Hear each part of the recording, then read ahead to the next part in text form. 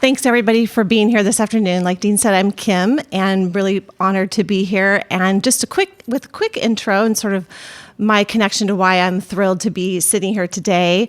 Nadia, I've followed your work for many years and actually was at the Evolving Faith Conference in Denver, which was a pretty tender time, I know, especially for you and the leaders of Evolving Faith. I have tracked that work also, and it has resonated with me really deeply over the years.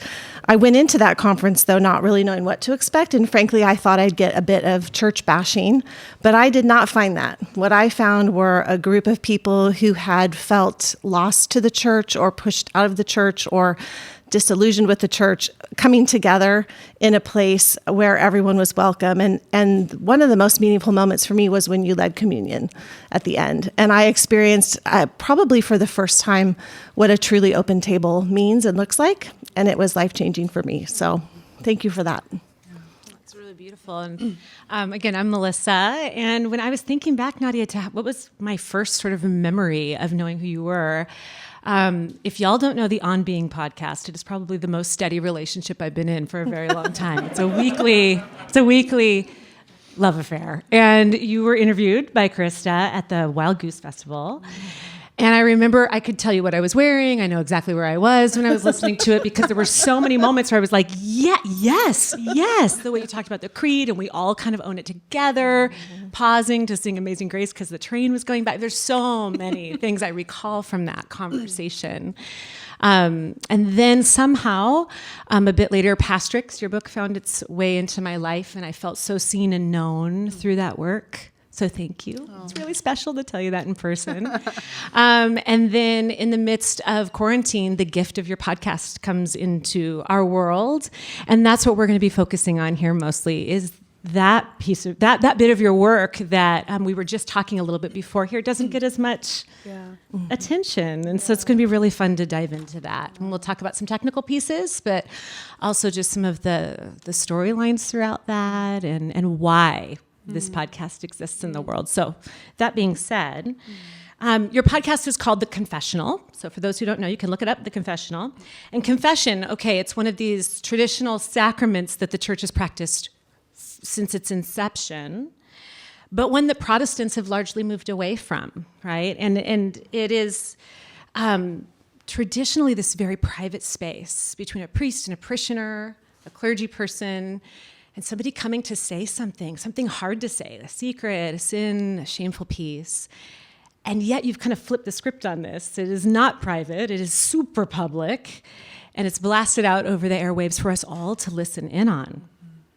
And so I would love if you would, just because I think that there might be maybe less familiarity with the concept of the sacrament in the room, but also just for us to hear in your own words, if you would just talk to us a bit about the history behind the sacrament and why you were so moved to create a podcast around it. Well, hi, everyone. It's so nice to be here.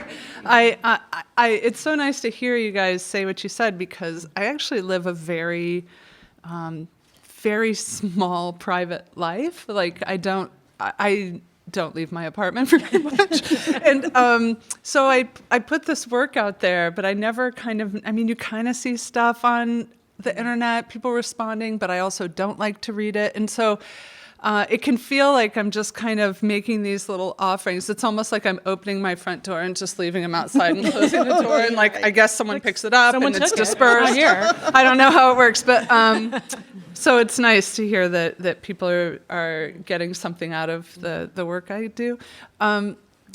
So confession and absolution is actually still very much part of the Lutheran tradition. There's both corporate confession and absolution in our liturgy, but we also have a rite for private confession and absolution. And it's always been a very important thing to me, liturgically and personally and pastorally. And it might kind of stem from the 30 years I've spent in the rooms of Alcoholics Anonymous and just knowing how powerful the process is of going through the 12 steps. You have to, in AA or in other 12-step programs, you have to write, it's called a searching and fearless moral inventory of yourself. I don't know who's interested in doing this. It's brutal. Yeah. And the point is to sort of get out as much honesty with as much honesty as you can muster, get it out, and then you read it out loud in the presence of God and one trusted person. And I knew the power of that in my own story. I was so filled with shame when I did my first, it's called a fourth step when you write all the stuff, and it's a fifth step when you say it out loud. And I was so filled with shame about who I was and what I had done when I did my first fourth step that I wouldn't do a fifth step until I found the right person, the person I trusted. And if I'm totally honest, it was in 1992, and I was in New York City, and it was a woman who was literally dying from AIDS. I knew she wouldn't be alive 2 months later. And that's who I thought, okay, I'll take the risk. So I knew what it was like to have shame about my secrets, and I knew the kind of freedom I felt when I finally read them out loud. And her countenance was so particular. Like she had no judgment. She had nothing but compassion and curiosity and openness when I was reading these horrible things that I thought for sure she would judge me for, and she didn't. And I remember how freeing, how liberating it felt, and how much we laughed afterwards. And I just remember that. And in the corporate confession in the Lutheran Church, it's really particular because at the end of it, it's very different. If you go to an Episcopal church, let's say, or a Lutheran church, if you listen very, very closely, it's different what you hear in the Absolution.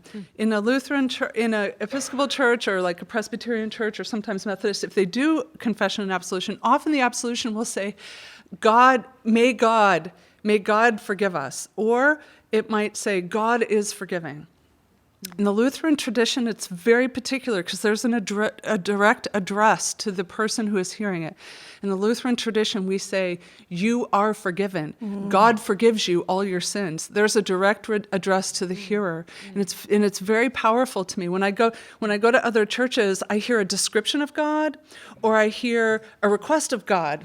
But when I go to a Lutheran church, I hear a direct address to me, telling me, "I am forgiven," and that feels so powerful to me. And so, and actually, there was, I took people, I should tell people, I'm on day 11 or 12 of having gotten COVID. I'm not contagious anymore, but I have the brain fog, so I'm trying to muster it up. But if I seem slightly stupid, you're like, "She seems smarter on the radio." That would be...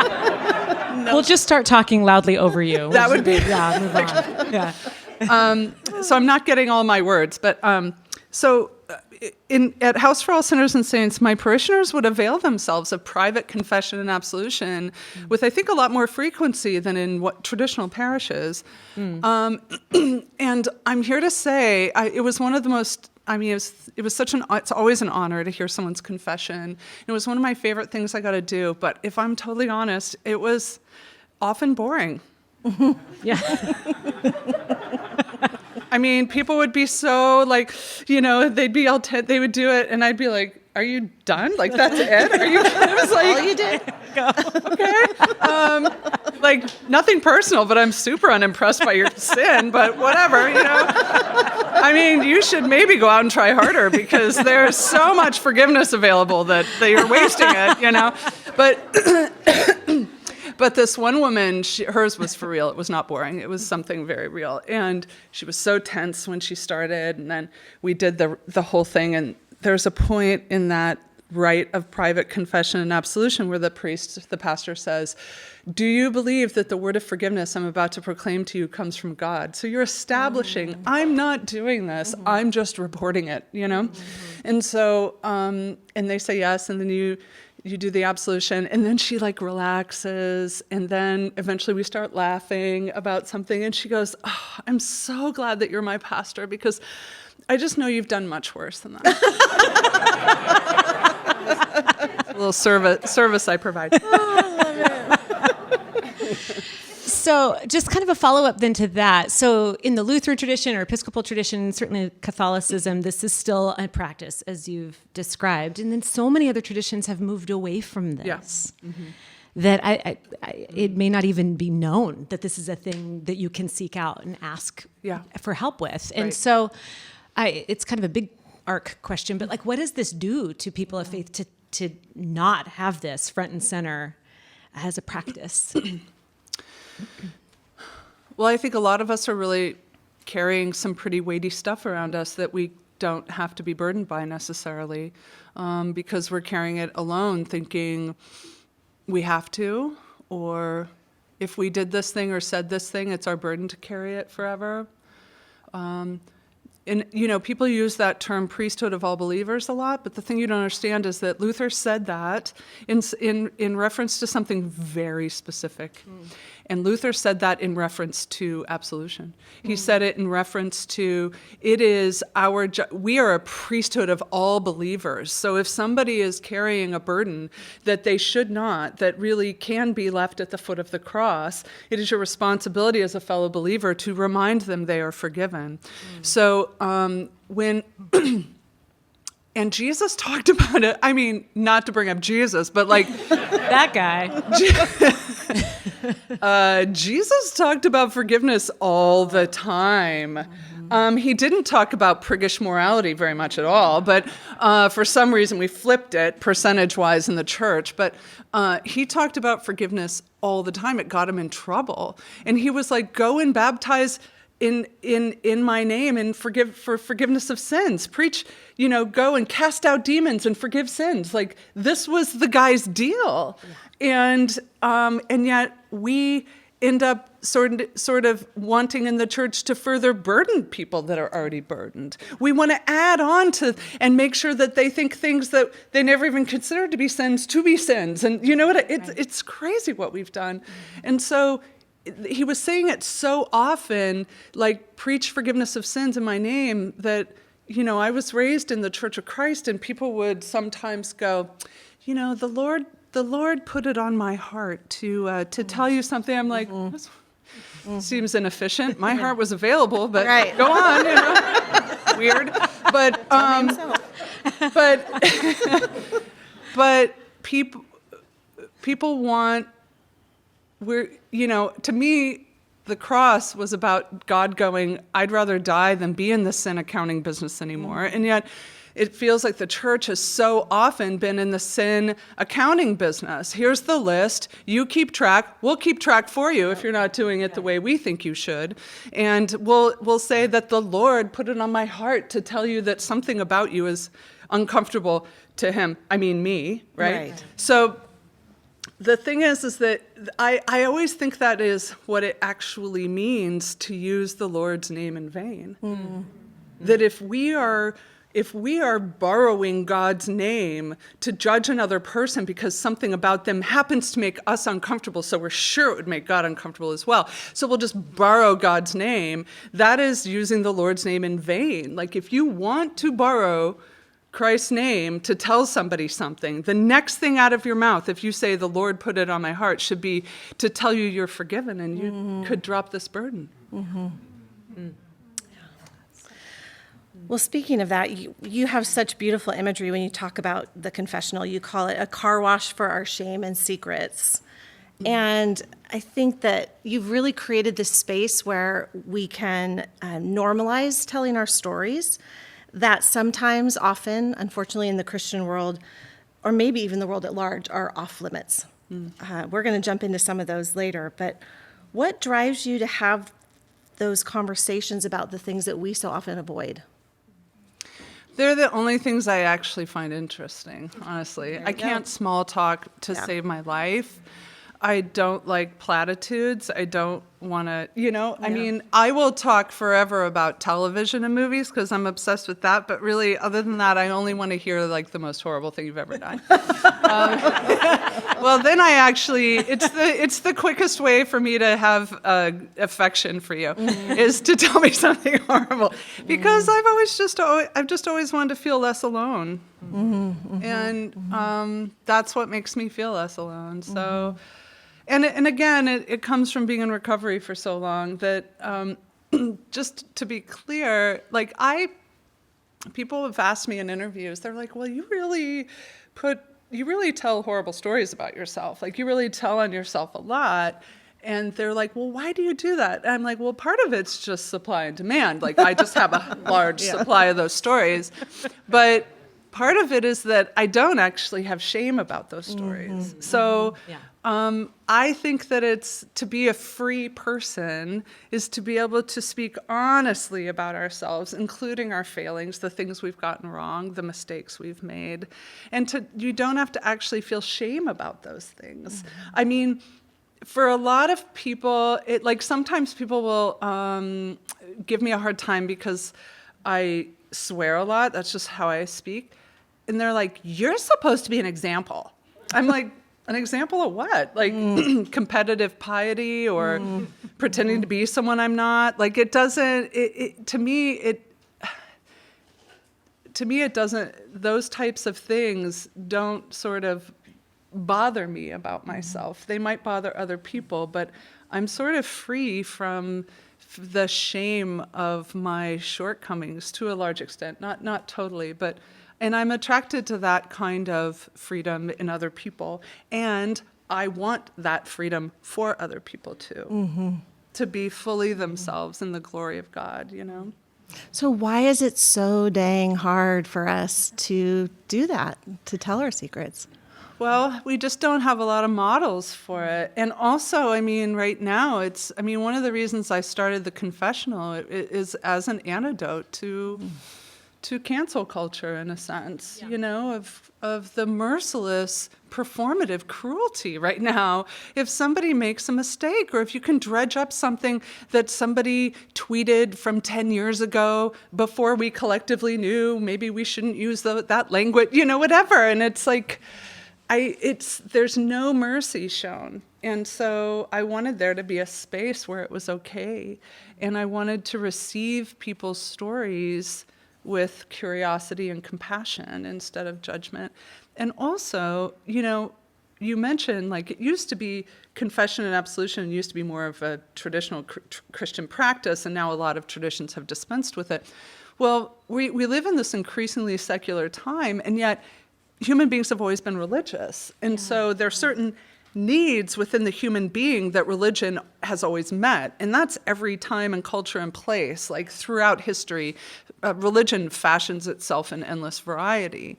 So I'm very curious about the question of, in an increasingly secular time when people are not as religious as they used to be, have the needs within the human being that have always been met through religion, are they met elsewhere? And that's very interesting to ask. Totally. Or are there needs that are unmet? Right. So for instance, who do you go to receive a blessing? That's a priestly function. Right. Have we substituted Instagram likes for blessings? And so one of the reasons I wanted to end each podcast with a bespoke blessing was because it's a priestly function. And I have a friend who's an Episcopal priest in Portland, Curlin Richter, and she describes what I do as, like, sort of as a public theologian, doing theology and actually pastoral things in non-religious spaces. Yeah. She said, you're basically sneaking into the cathedral, looking around for the most valuable, beautiful things in there, hauling them into the front yard, and slapping a free sign on them. I'm like, hey, this is for everyone. You don't have to intellectually assent to the same theological propositions I do in order to get the goods. So what is happening for your guests when they step into the confessional? What do you mean? What is happening? What do you see them? What do you see in them? What do you see them experiencing as they come into this sacrament, knowing it's also it's going to be a public I've space? never seen anything because it's literally only audio, which is on purpose. So you're not doing like the Zoom. I don't do it. I won't do it. Wow. Because, and I learned this from Terry Gross actually, is that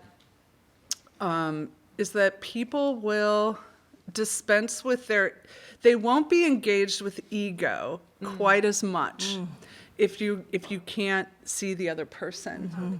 So, and also there are certain, this is more a technical podcasting thing, but there are ways that we communicate through our facial expressions and our gestures, that if you know the person cannot see you, you're going to do it more with your voice. Yeah, yeah. And so because of those two reasons, I never saw people when I was speaking to them. Interesting. Yeah. That's super Yeah. interesting. Well, let's dig into some of those technical good. pieces, Sure. those processes, mechanics of podcasting. First at the top of my list is, how do you determine who to invite? And maybe that's not the right question. Maybe people are coming to you. So do people find you? Do you seek them out? Are they referred to you? Like, this person's got a good story, ask them. And then kind of as a follow-up to that, do you sort of know what they're going to confess before they come? So the reason there's only been 3 seasons is because it is impossible to book the podcast. Oh, jeez. Yeah. I literally stopped making it because I could not go through that anymore. It was awful. I even hired a firm. I paid them $6,000 to book me 3 good guests, and they got me 2, and it took them 6 or 8 months. Wow. So it became impossible to book. And the reason, there are several reasons. One, it takes somebody who has a real confession, right? Something that is legit, that that still has some kind of emotional weight for them. They have to be a good communicator. They have to be a good talker. They have to be self-aware enough to dive into the questions that I'm going to ask them. And they have to be willing for it to be public. Yeah. It's going to knock a lot of people out. That's why it's impossible. And I even got so frustrated, I did a cattle call on my Twitter. I was like, are you a fan of the Confessional? Do you have a confession? Do you think you'd be a good guest? We made an email address. Email us what your confession is.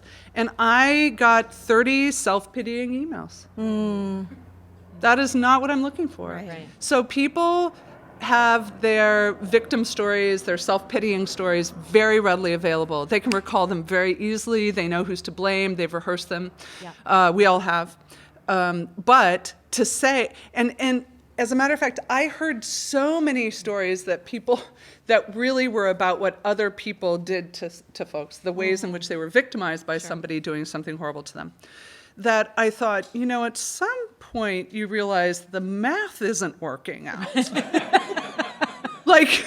wounded people, but no. I'm just saying, what are the odds that there's this vast population of people who bad people have done things to them, and there's what are there 8 guys who are doing the horrible things to everyone? Come on, people, we all have something, and it's just it's very difficult for us to have the self-awareness to be able to tell the story in that way. Yeah.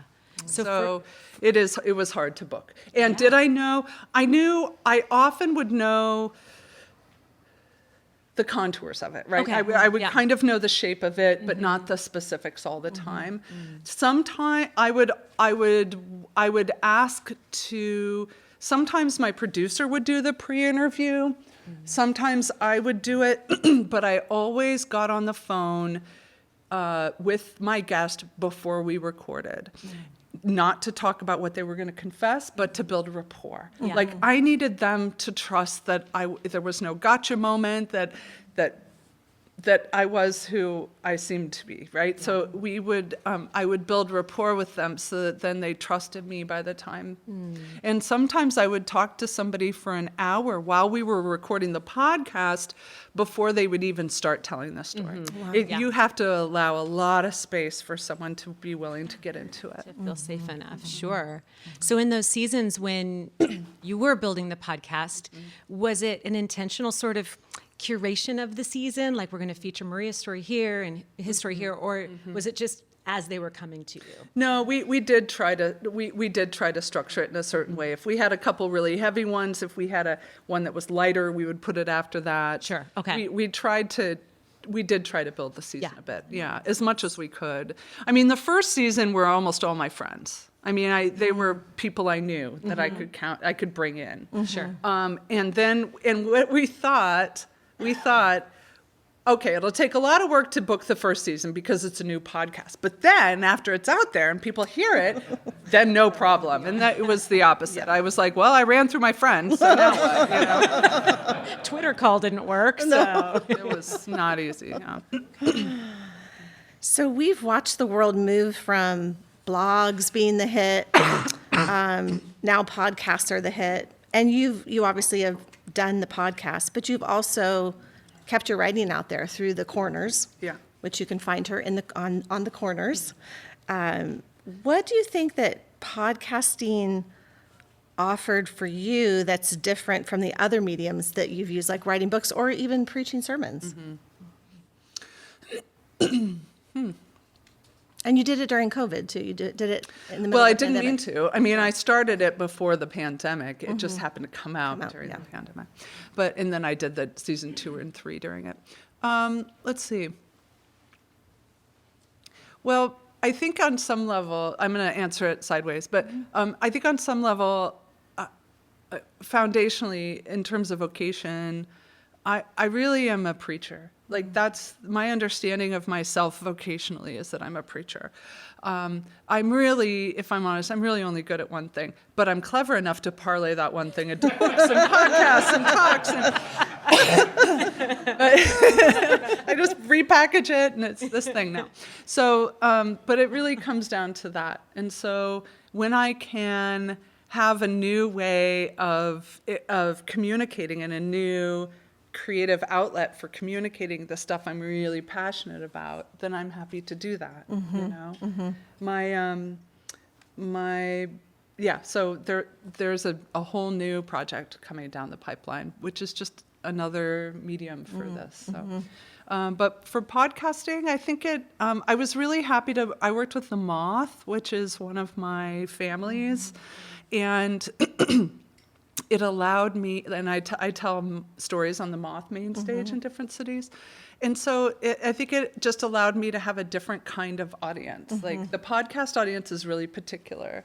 And so while they might not have seen my little videos I did or read my blog or gone to a conference or heard me on NPR, this might end up in their feed, and they wouldn't necessarily pursue someone like me in those spaces, but they will in a podcast. Great. You've talked about how difficult it was to book, but what's for those out here who might be interested in podcasting, think that sounds like a great idea that they want to do, what's the grind of it? Like, comparing it to like prepping a sermon every week, like Yeah. So it really varies. I mean, a lot of people, you can record something on your iPhone and throw it up on the cloud and put it into a feed, and that's fine. And so it goes from that to these things costing lots and lots of money and taking hours and hours. Mine cost a lot of money and took hours and hours. And it was because I kind of like with my preaching, it takes me about 20 hours to write a 10-minute sermon. So, but I'm really into economy of language, not when I'm clearly chatting like this because I go on and on, but I really wanted to not waste people's time. Right. Honest to God, it was great to be on Dax Shepard's podcast. I am not going to listen to Dax Shepard for an hour and a half or 2 hours. Right. I can't. It's too much. Like, I want it condensed. I want just the parts that are the most interesting. I don't want to listen. I don't like chit chat myself, and I don't want to hear other people chit chat. So I wanted it to be under 30 minutes whenever possible. Yeah. But I also wrote an opening essay for each one that I read, and then there's the interview, and then I wrote the benediction. Now, I talk to my guests for between an hour and a half and 2 hours, the conversation that we record. What you're hearing in the podcast is about 22 minutes of it, but you're not hearing, a 22-minute section in the middle. I wish I had thought of it. I've never come to talk about the podcast, but I could show you the difference between the transcript, and then what we ended up using. Because what it would show you are timestamps where it's like, okay, I used the first minute, and then I might have taken 30 seconds from minute 40 and put that next. But I might cut out a few little things in the middle of that. And then I'd put something from minute 17, and then it would be back to minute 2, because what I am doing is creating the arc of the conversation. from 2 hours of material. So to do that, because what'll happen is I will take the transcript and then I will cut out everything I know I don't want. Then I'll take a look at that and I'll be like, what's the arc of the story? And I'll try and edit it down again. And then I'll say to my producer, I need an audio edit of this. And so they will go into the audio file and create a very rough edit of what I've broken it down into. Now I can hear it a little differently. And now we go through that process probably 3 times. And then we'll send it with my essay and the blessing to the Moth staff, the senior staff at the Moth. Then they're listening to it and giving me a ton of notes on it. And then we go back and we start again. So for it cost me about $80,000 to put 3 seasons out. Wow. Yeah. So, And there's a lot of pieces that are just the grind. right. Yeah. And then You can't I get away paid from for it. original music from Anton, who is part of Ear Hustle, and then I have an audio engineer who makes it sound nicer. There's a lot of pieces to it. Totally. Yeah. So for those in the room that may be aspiring to podcast or have thought about it, just like some tips, like what are some things that maybe you learned the hard way that could be kind of helpful gifts to us, maybe some misconceptions, but also like what's so fun and what do you love about it? So just... I loved learning a new creative process, honestly. Yeah. I found that really thrilling to learn how to do all of that. I think I still just think simple human spoken conversation, like it remains, it works. It works. Yeah. Just like preaching is a technology that has gone unchanged in a sense, right? This idea that somebody is set apart in a community to study a sacred text and pay attention to the people and then speak about it each week, So I think that just simple human conversation that is honest and open, it remains as something compelling to us, even as we have a million other things clamoring for our attention. It's the most human thing, the most basic thing that still will grab us. That's why like moth stories are so amazing. You're like, because we are storytelling creatures. So. And for anybody in the room who's like, but the market's already flooded, or there's too many, or everybody started a podcast in COVID, what do you say to them? Particularity. Okay. I mean, it has to be very particular. The more particular, the better. Okay. That's how you actually find an audience. I mean, if there's if it's really just an interview show, there's tons of those, right? But like, what is really weird about you? Yeah. Honestly, what is something that's kind of weird about you, or something you're obsessed with, and because there are going to be other people who are that kind of weird and who are obsessed with the same thing, and you can kind of they will find you. Yeah. So I think the particularity is the thing you have to kind of look for when you're considering doing this. Like, here's the thing I'm obsessed with this week: hobby horse culture in Finland. Do you know anything about this? In Finland, oh my gosh! No. Okay. It's a thing? Yes. Teen Vogue this week had an amazing thing, a whole spread on these girls in Finland who are really have a whole culture around hobby horse stuff. And they have competitions and they make their own little bridles for it. And it's very derided among the kids. They're easily made fun of because they're nerds. Both of my children are nerds. Like legit, they LARP and things like this. So, and so I will always have this great fondness for that. And then I found somebody made a short documentary about it. And so my best friend is coming out for her birthday just for like 24 hours. She's coming out Monday. And I already was like, we are definitely getting massages and watching the hobby horse Finland documentary. Like, She's like, I'm "Of obsessed with this now. So that's so particular. Yeah. Yeah. If it was like just about like toys, who would care? Right. Right? Yeah. If it was just what are girls doing in Finland, not as compelling. Hobby horse culture in Finland, girls? Oh my gosh, I can't learn So enough. in. Yeah. Love it.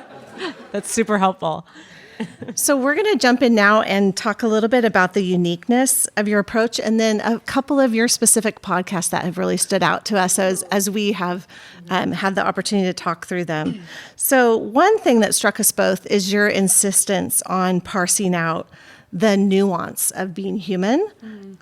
You really reject the black and white labels. And talk to us about this commitment and how you keep that fueled when it is so easy to polarize and villainize. And why is that compelling for people that you do sit in that space? Well, I was raised in the Church of Christ. It was very dualistic thinking, very fundamentalist. And so I am drawn to dualism like I'm drawn to chocolate, honestly. It is where I will go if I'm not paying attention. And so I think my lifelong thing has been allowing for nuance almost as a spiritual practice, because I'm so naturally wired to not do that. And, we're living in a moment where it has become increasingly difficult to not be dualistic in my thinking, because it's very lucrative for the people who run algorithms on social media for me to maintain dualistic thinking. And I'm fairly intelligent, and I'm having a hard time thinking other than the way that the algorithms would prefer me think. It's serious. Yeah. I mean, it's killing us. The way I think of people who have a different opinion about vaccines, the way I think of people who have a different view of the world is so much more stark than it ever has been. Why? Because of everything I consume in the media is leaning towards that dualistic thinking. There's us and them, it's black and white. And the reason is there's a certain brain chemistry that happens when I see this. Like, there's this dopamine hit that I get from my outrage. And I know it's toxic for me. And so it's not because, I don't sort of lean into this, the more nuance and the non-dualistic thinking because I've evolved. It's because I'm not evolved. And so I have to kind of remind myself that there's subtlety to people's stories. So for me, it's like working out my own salvation with fear and trembling.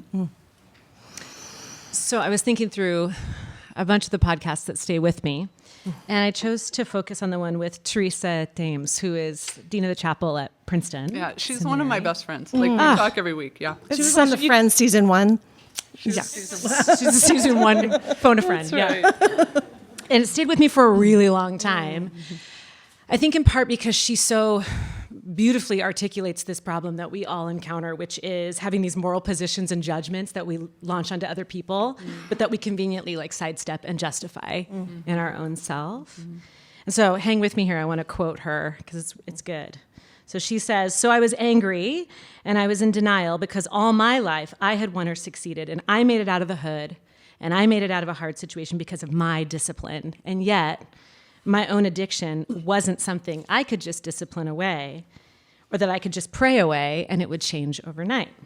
And that's when I started having grace for my mother in this way of, even when you want to do right, the desire to do right just isn't enough. And the podcast largely for that one centered around addiction, hers, her mother's, and yours too. There was a lot of vulnerability through that whole conversation. Such deep honesty shared. And so I'm just curious, Nadia, how speaking so openly about your own addiction and recovery has morphed over the years, and how that has played into this sense of connecting with others.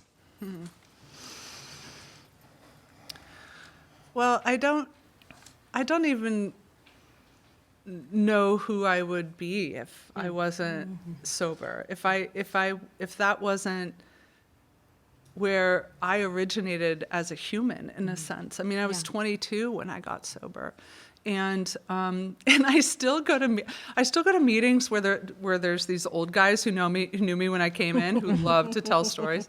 They're like, well, this one, but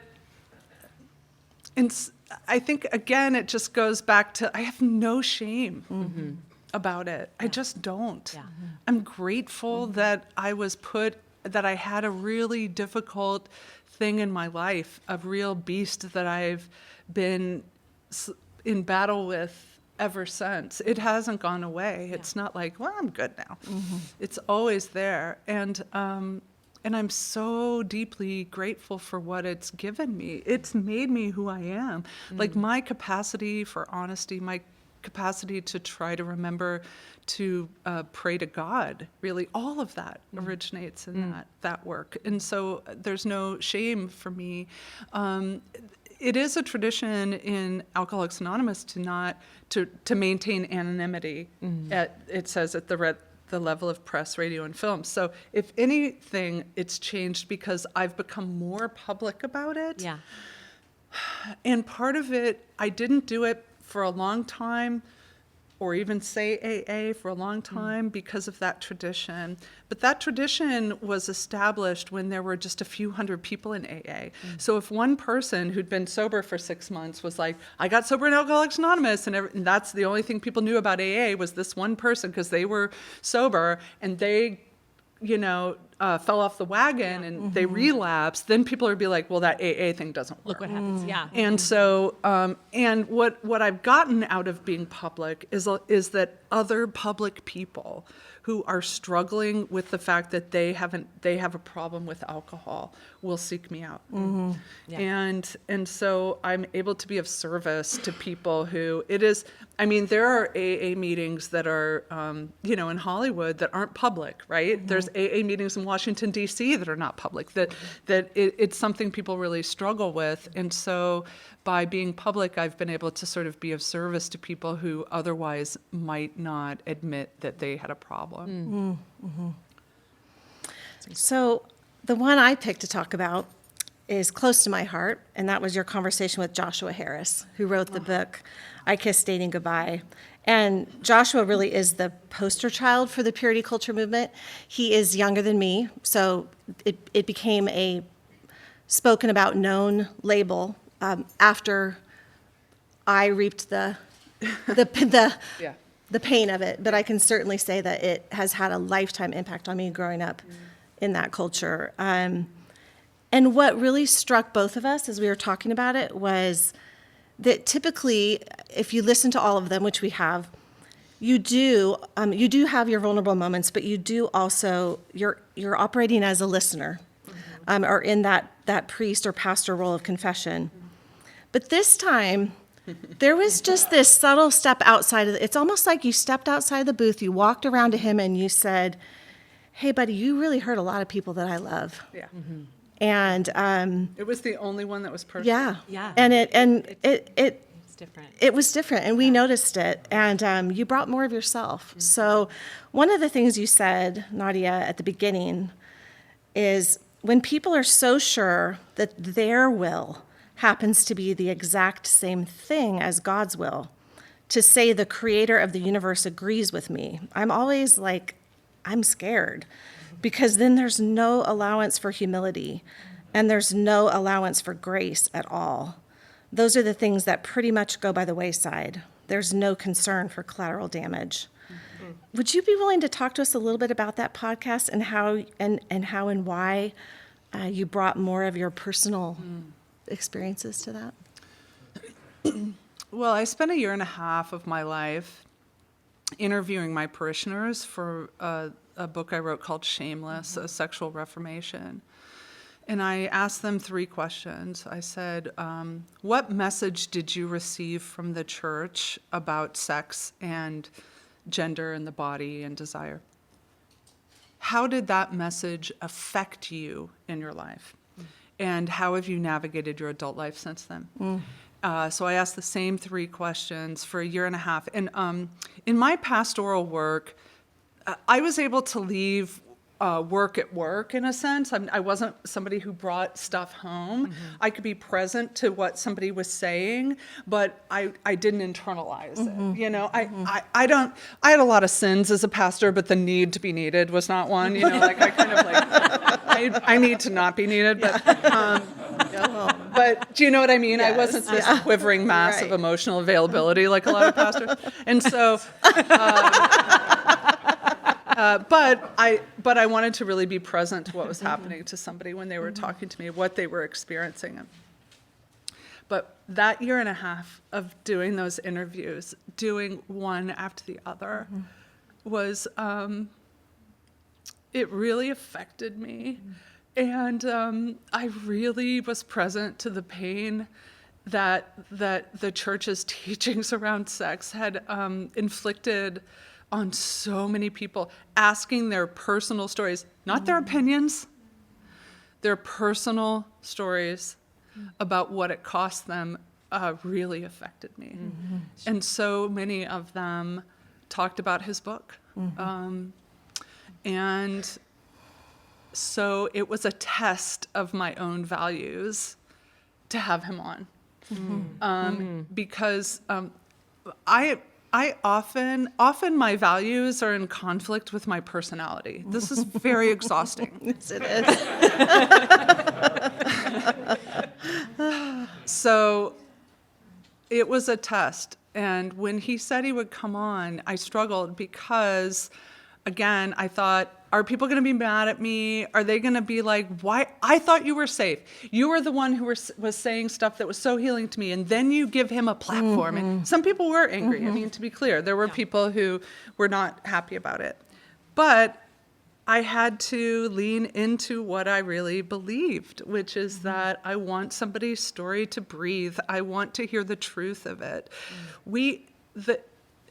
What we have available to us right now on the internet so often are these very one-sided accounts of things. Right. And then you are expected to respond to the one-sided account. And meanwhile, the person who's being written about never gets a voice. You never hear the truth of what happened. It's never exactly the way it's reported in someone's blog. Do you know what I mean? It's just... My friend Jacob Smith is a priest in New York, and he said, we are all 3 bad days away from being an internet scandal, and most of us are already on day 2. So, like, everyone needs to relax, you know? Yeah.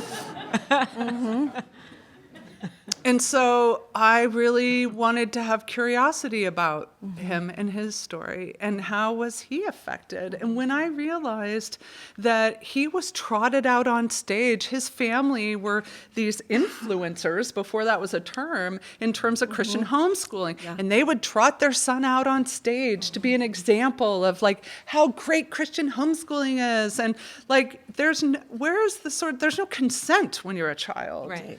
To be trotted out in these ways. I mean, and how much it affected him and how his brain was wired to the rewards for being good. I think the rewards we get for being considered good are some of the most toxic pathways in our brains. Like, we're much more at risk of doing harm to ourselves and other people when we're convinced we're acting out of our virtues than we ever are when we're for sure acting out of our vices. And so we become sort of addicted to that, to the praise and the affirmation that we get. And we see this online, you know, the voices that are the most extreme in different circles are rewarded for it, right? And if you go, oh, is there any subtlety to that? It's treason. And put the name, and then when you put the name of God with it. So, I mean, I had my own fear. Yeah. And I genuinely loved him. I mean, I felt so much compassion for him. And I think that we can feel compassion for the whole story of somebody who did something that harmed us and other people without diminishing the harm that they did. Right. Yeah. So a lot of times we don't want to do that because to say you forgive someone, or even to have compassion or any kind of mercy towards somebody who's caused harm feels perilously close to saying that what they did was okay. And then if we say that, it's a betrayal of the part of ourselves they hurt. Right.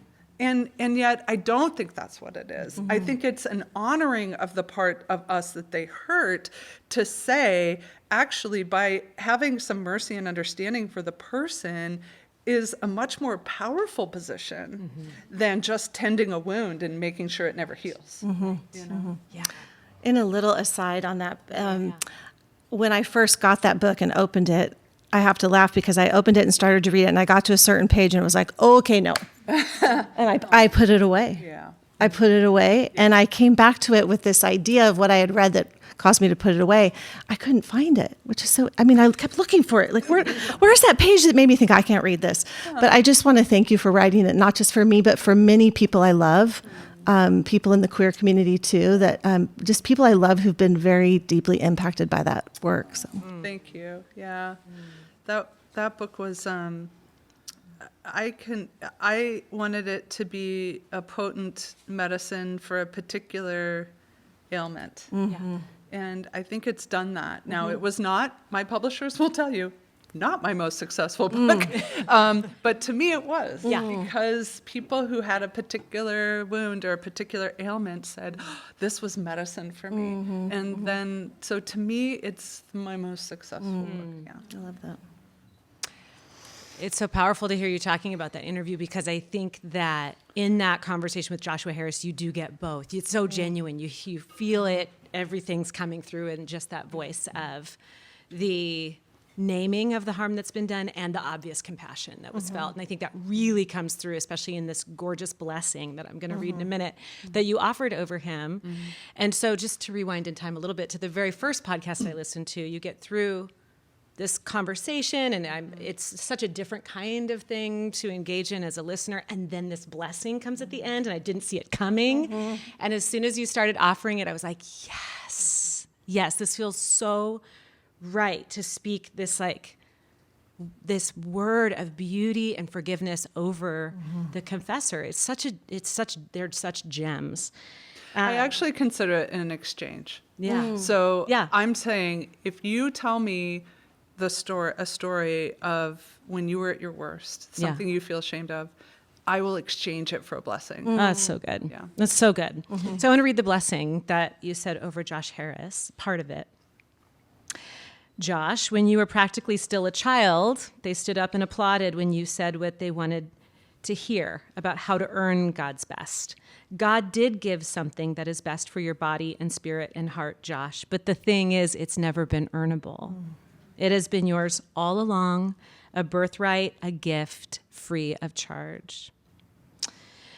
So I'm curious, was the idea to offer or to exchange that blessing, was that something like in the baby beginning of the idea of this podcast, was that something that was like a non-negotiable, like you knew you were going to offer that? Or as you were building the idea of the podcast, did it just sort of naturally emerge as something that had to be a part of every one of these?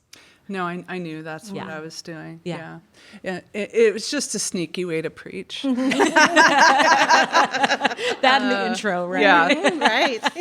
But no, I knew that's what Yeah. I wanted to do. And because that is vocationally what I am supposed to do. Yeah. You know, Yeah. it is a priestly function. Yep. And I think one of the most powerful things about it is that it's not religious. Like, Right. a lot of my guests weren't people of faith. You know, there wasn't. To me, hiding a light under a bushel is making sure it stays in the church building. You know, these things that we have at our disposal are so beautiful and powerful and are meant to be shared. They're meant to go to the ends of the earth. Yeah. And so that's what I think I was trying to do. Was there one in particular I'm sure all of them were special in their own way. Was there one in particular that sticks out, creating a blessing for someone? Yeah. A man named Ray Christian came on and did one of the episodes, and he's a very famous storyteller. He actually is. He's very well known across the nation as a storyteller.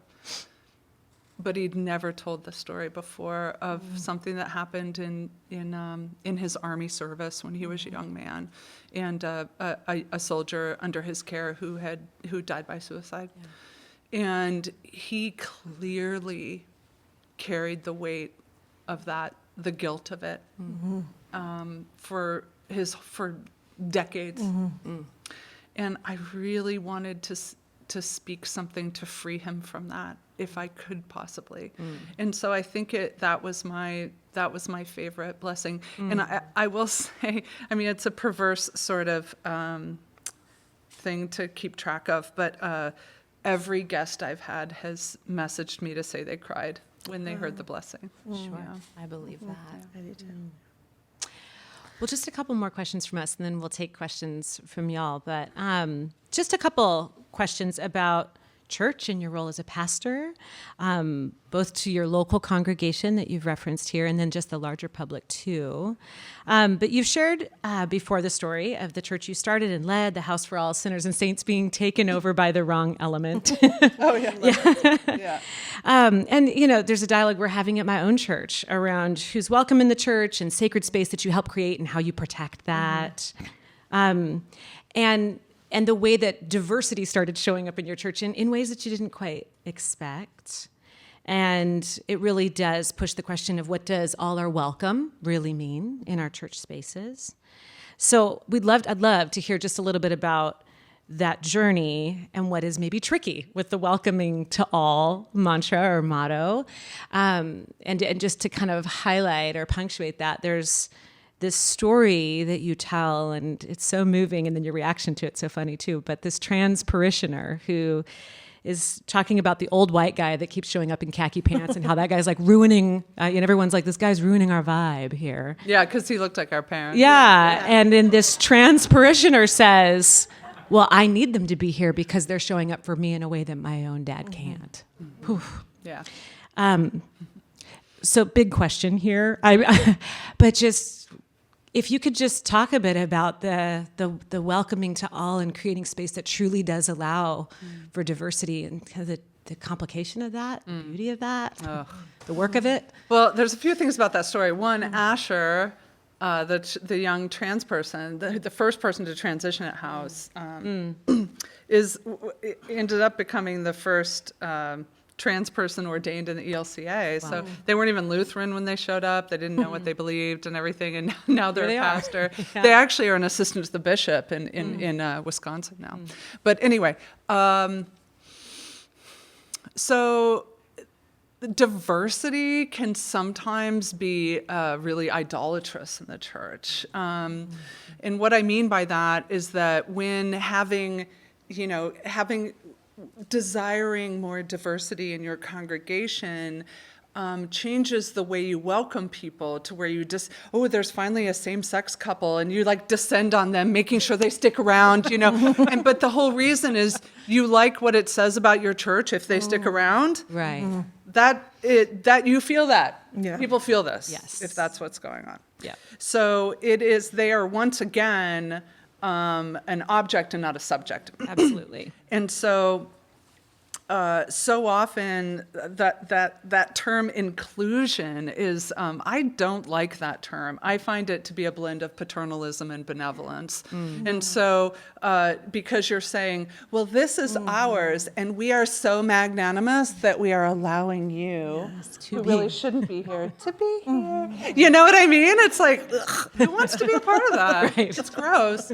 So instead, I see it as like there's an anemia to having a community that doesn't have diversity, that is so monocultural. There's an anemia to it. Yeah. Now, just putting a couple flecks of pepper in the rice or whatever is not going to do it, right? It doesn't really make it spicy. Right. So I think sort of understanding that we can't be us without them, that's a very different approach to it. Yeah. That there are ways of reading the text, of reading scripture.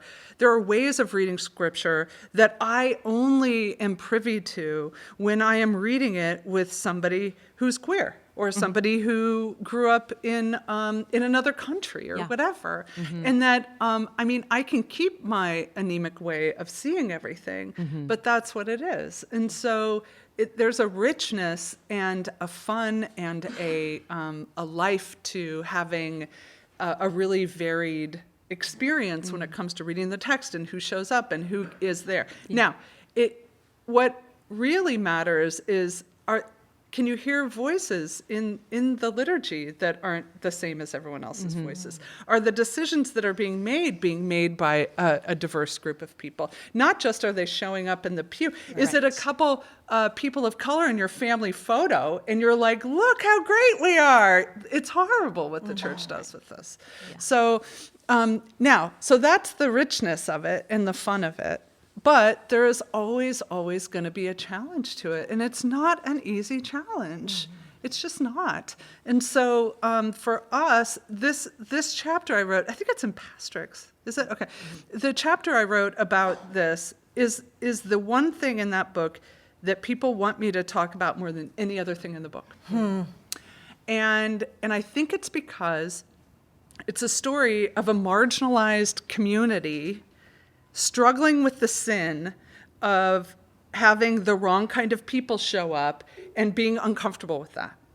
And what that does is the sin's the same. Totally. It's exactly the same, but somehow it's more hearable or more interesting or more inviting to hear people who are kind of on the outside say, hey, we're having a hard time welcoming with the folks mainstream with people who wear Dockers and work in banks. So, but it was the same. And the thing that people don't get to hear, because I wrote that chapter years and years and years ago, is the way that the people who I had a hard time welcoming when they first started showing up, what happened was I ended up preaching at Red Rocks, which is a huge amphitheater outside of Denver, and I was on the front page of the paper because I was the preacher at the Sunrise Easter service. And when that paper came out, I was texting people like, hey, where do you get the paper? Like, nobody in my church took the paper. They're like, I think 7-Eleven, but I don't know. And so... Like, do you still make that? Like, who takes the paper are like, 60-year-olds in the suburbs. And so the next Sunday, that's who showed up, right? So, and we were challenged by it. But the thing that people don't know is that the very people who I had a hard time welcoming, now I have a hard time conceiving of the church being the church without them. Yeah. It is not House for All Saints. First of all, they bring food to the potluck. That didn't happen. Not just a bag of chips. No, man. Exactly. And so they're very reliable at providing food at potlucks and actually volunteering to do casseroles. things. And there was a point when we started House for All Sinners and Saints where it was like our first Palm Sunday. And we were like, oh, yeah, it's Palm. What are we going to do? And then everyone looks around and we're like, oh, my God. Where'd you get palms? I'm like, we need some church ladies in this church. Like, nobody knew how to get wine out of the altar. I mean, there's certain wisdom that we were lacking for years. We didn't know anything. And so once the people came in that at first were hard for us to conceive of, and so much of it was ego. It was about our idea of ourselves. And I think this is the kind of work that churches and communities could be doing more of, is to say, what some of the challenges that we're facing, how much of it has to do with the idea we like to have of ourselves as a community? Like, that is what ends up making decisions so much more than the reality of what's happening. And so doing that sort of ego work, even in a community, can be really powerful. So I'm sure this next question I'll ask we could talk about all day long. So just maybe some bullet points or something. But you've stepped away from formal church leadership of like lowercase c, like a local church. I mean, clearly still a voice for the church at large. But in stepping away from this church you so clearly love so much, what are some of the precious things you miss, and what do you not miss about local church leadership? Well, they still let me occasionally hang out, Come on which back. is so nice. It's very gracious. So okay, I preach there every once in a while, every couple times a year, preside. And my kids, my adult children, they grew up there. So sometimes they're like, do you want to go to church? I'm like, well, okay. So what I miss is I miss baptizing babies, or adults. We did a ton of adult baptisms. So while I still get to preside at the Eucharist in my life when I'm at other churches, generally I haven't done a baptism since I left, and I'm such a sucker for baptism. So I miss that. I miss being more privy to people's stories and lives, and being invited into those big moments of grief and celebration. I miss that part a lot. I mean, I do really live a sort of really small private life, but so those are the things. I miss some of the creative stuff, like there was so much creativity to the liturgical life of that church, and I miss that. That's pretty juicy. The thing I don't miss is I had a hard time with the transference and countertransference in the pastoral role. I found really exhausting. And when you're a sort of charismatic figure, that's really magnified. So that was hard on me. I don't miss that there's an emotional piece to it that is difficult to navigate. And this is a longer conversation for another time, but I'm very interested. I wish there were conversations being had out there about charisma and about what it is and how it functions. I mean, there's that podcast right now about Mars Hill. And I find it very interesting because they do talk about it there. They do. But there's certain kind of work in the world that can only be done by really charismatic people. And that's fine. I think that that's just true. When the emerging church thing was really big, people are like, oh, I really want to do a church plant. I want to start a church. And I'm like, okay, but for your whole life, have you been like, let's do this? And other people are like, okay. Like, if you don't have that, you can't manufacture it. You kind of have it or you don't. And so there is work that can only be done by people with charisma. However, we never talk about what's the responsible use of charisma. What extra responsibility do you have if you're a charismatic person? Because if you're influential, if people listen to what you say, if you're a powerful communicator, great.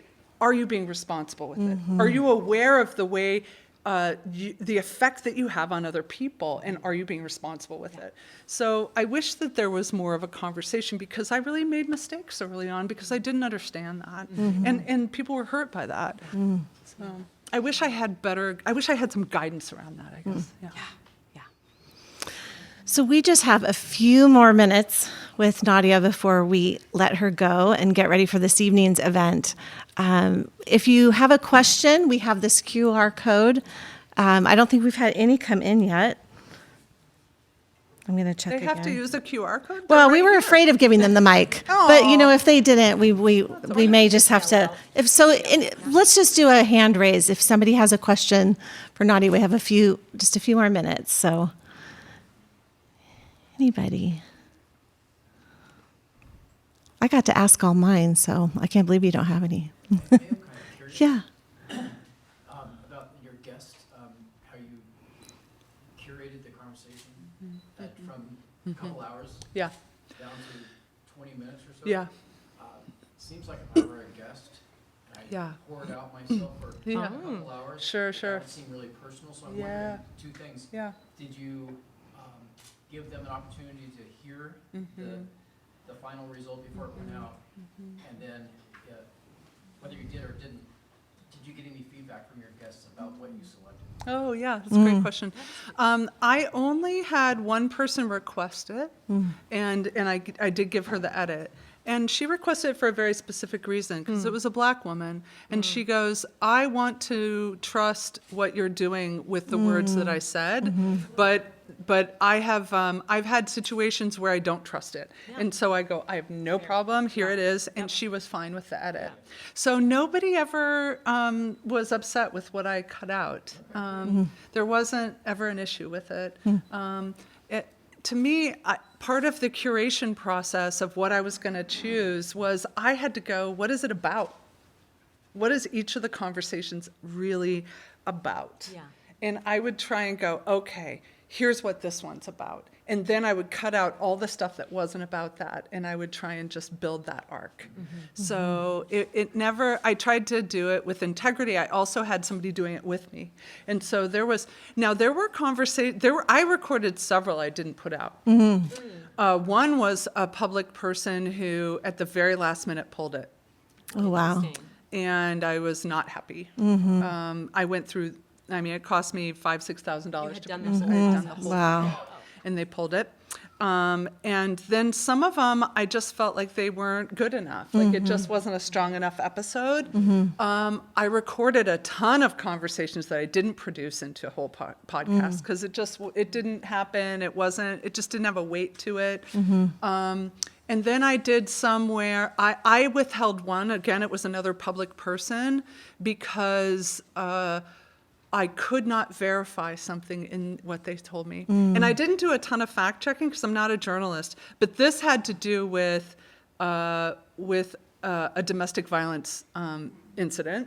And I didn't feel okay telling their part of the story without verifying with the woman that it was accurate. And I tried 3 or 4 times to get a hold of her. And this would have been a big episode because this person was a public person and they had never talked about it. Wow. And so, but to me, ethically, I said I had to keep it in the drawer.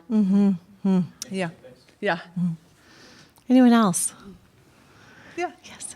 I've followed your work for quite a few years now, too. And I'm a parent of 2 young girls. And so for me, you're a very inspiring example of how to parent in a way that's not totally status quo. Yeah. And I wonder, being on the forefront of that, being kind of a leader in a lot of things that you present, how do you stay ahead of looking at the status quo for feedback or for permission to do and say the things that you do in your work? Or what keeps you grounded, I guess, and feeling confident Yeah. in what you share and put out? As it relates to parenting? Or That's yeah. everything. Yeah. But I don't even know how to answer that.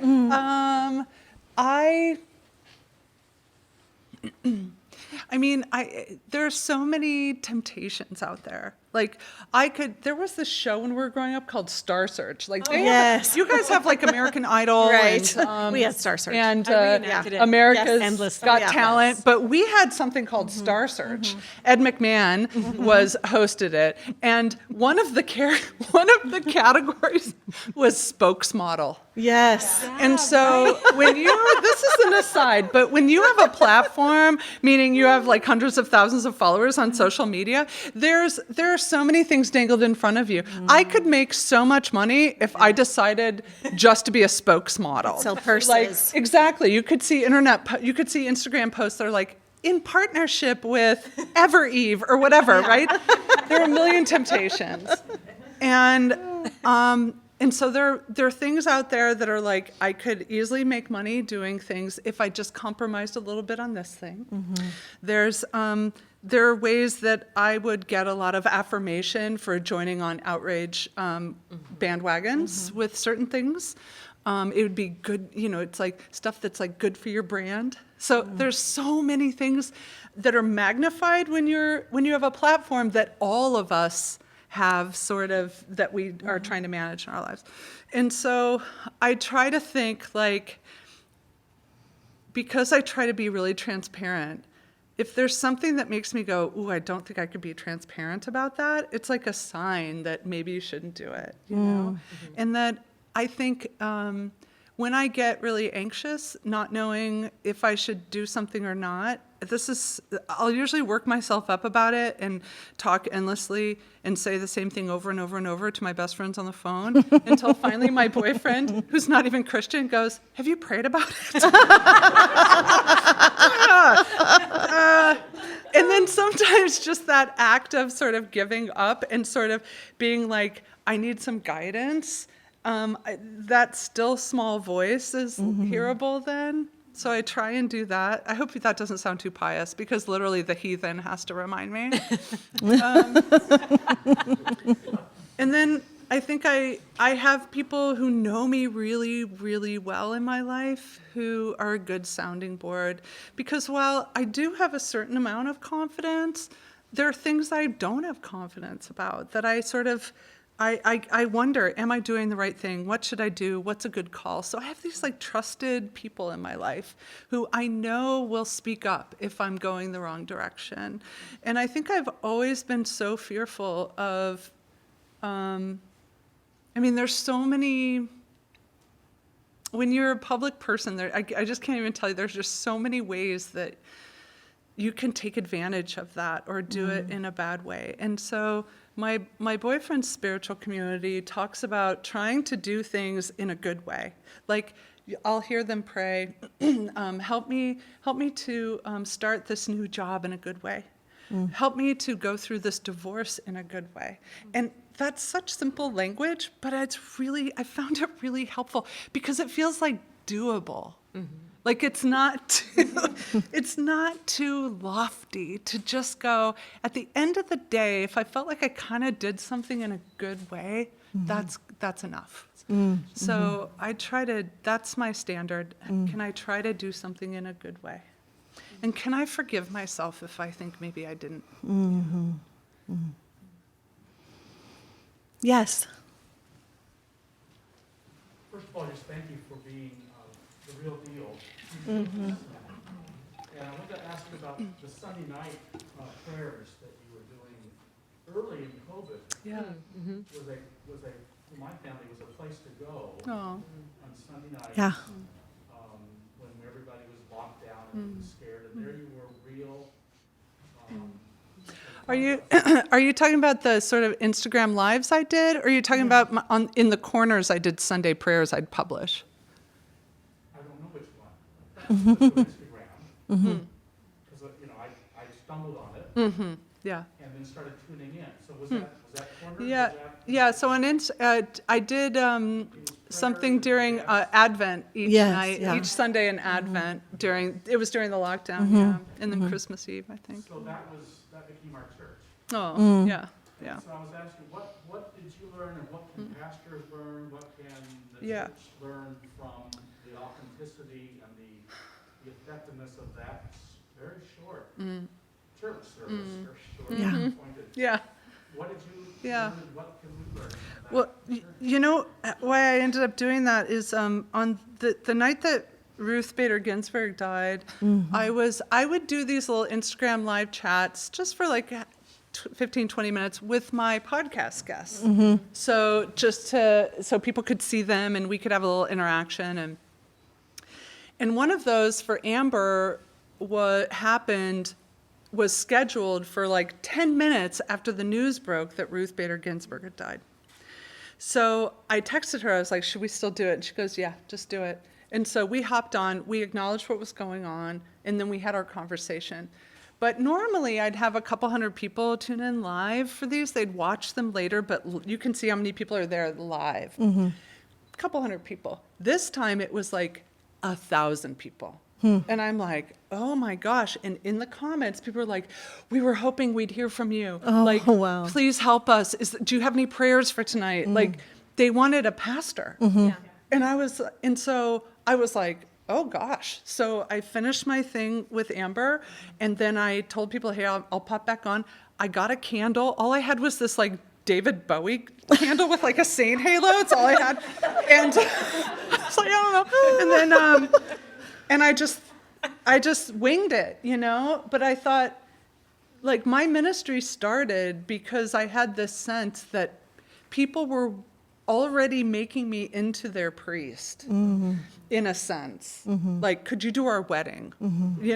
Or, hey, can I tell you something that's going on? Whatever.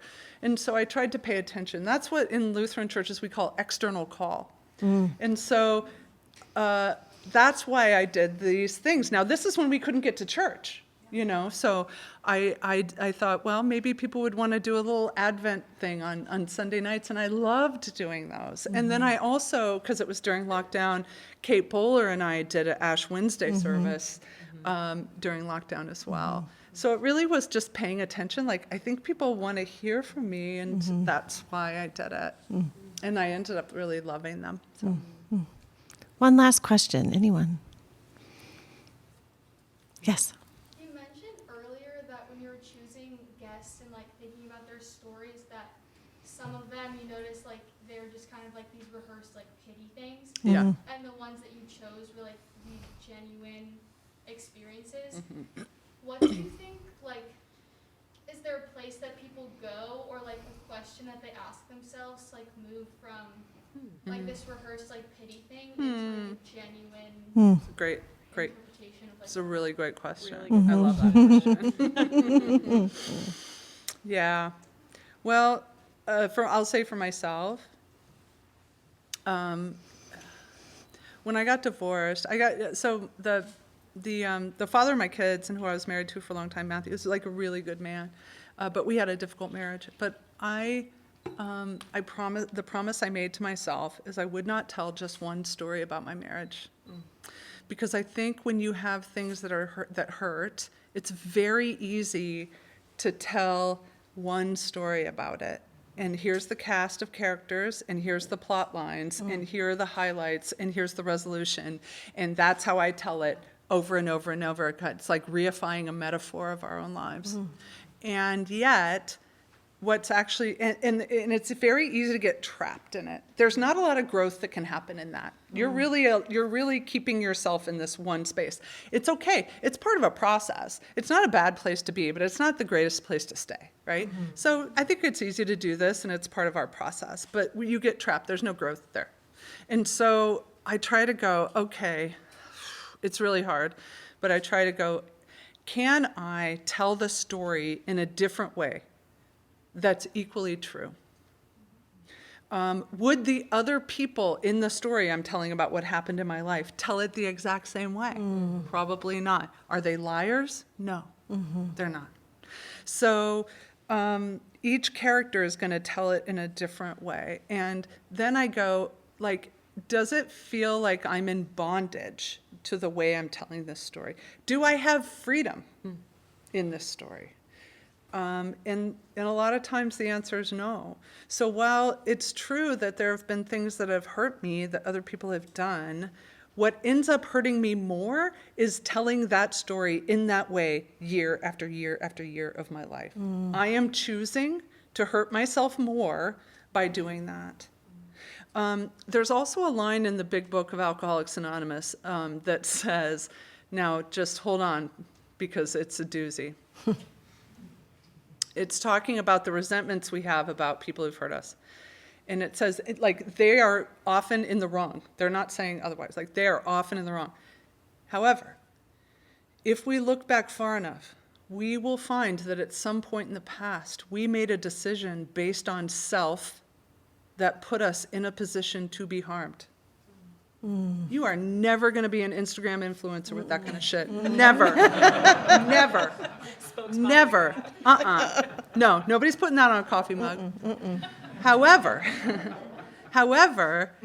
I have found so much freedom in my pastoral care that I would do in my parish. People would have their story of hurt and stuff, and I would listen to it and have compassion for the hurt. And then eventually I would say, okay, what I want for you more than anything in the world is to be free. I really want you to have freedom from this. And so if we can look and say what part we played, doesn't mean we blamed for their behavior, right?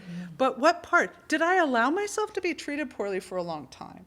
Did I want to seem like the really helpful friend, and so I never called my friend out on the 10 times that they were treating me poorly, right? Whatever it is.